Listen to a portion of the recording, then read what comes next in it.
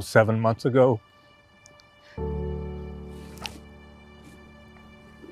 Sorry, 7 months ago, I really thought the next time we gathered as a family with her would probably be at her funeral.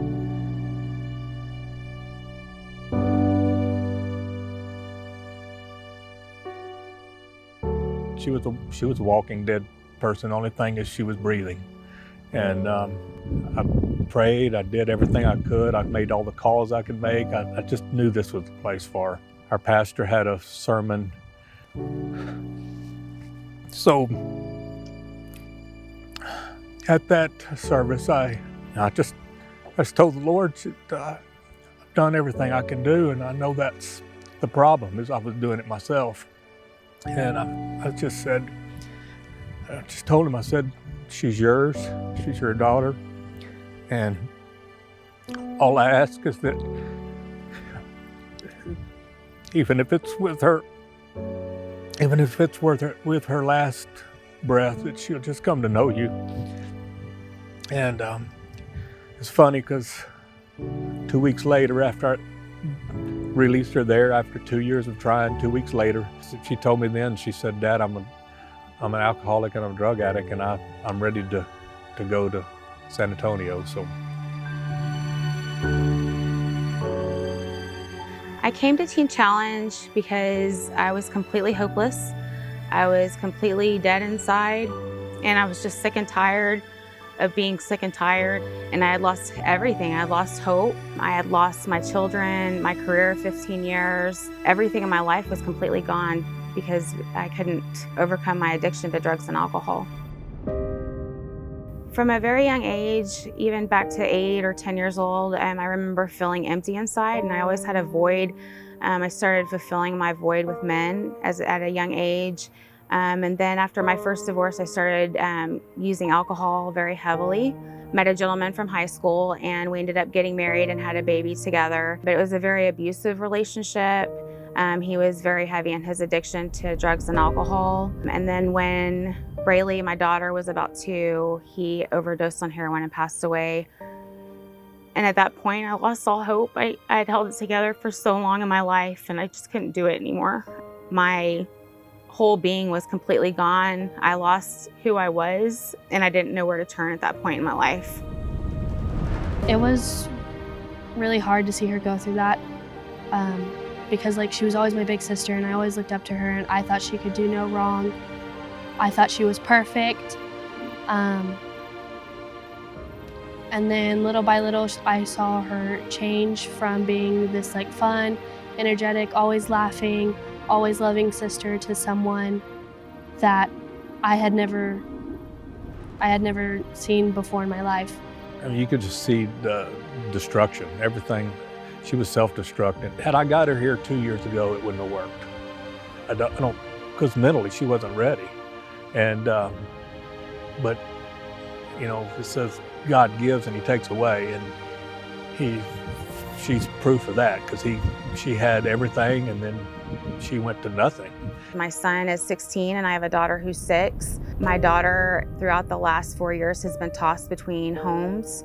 My son lost all trust in me because he couldn't trust his mommy anymore.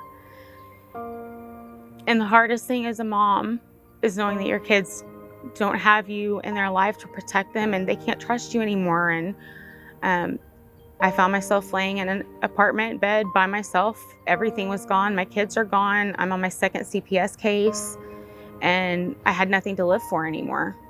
I said, something needs to happen, because the next step is not good. To me, I felt the next stage would either be overdose or suicide. My brother told me about a friend of his whose daughter had come to Adult Teen Challenge, and that's when I started researching a little bit about it. Finally, my dad sent me a text, and he told me, he said, Courtney, I'm not gonna watch you kill yourself anymore. You're either gonna go get help, and he said the only person that can save you is the Lord. We prayed and prayed for the longest time for her to get help. And for this particular facility, I'm gonna say about 2 years. She said yes. So that was very exciting. It was good news.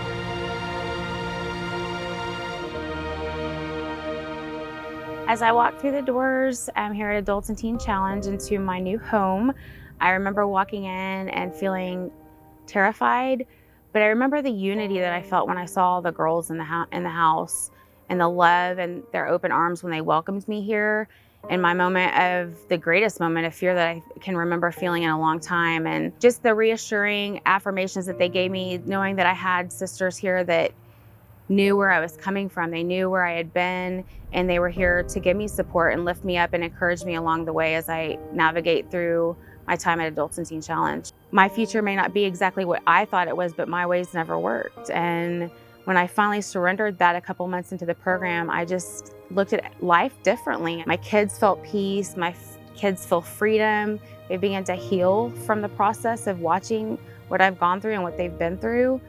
And it's a testimony to them of what God can do in their life when they finally gain a relationship with Him and turn that over and let Him show you how to walk each day. With the first phone call, I could hear the difference. And it's just been a progression since then of just, I mean, it's all God. I can't say, no, there's nothing else. To hear her talk and witness to her kids now, which those kids have never heard that, and they've had a rough life.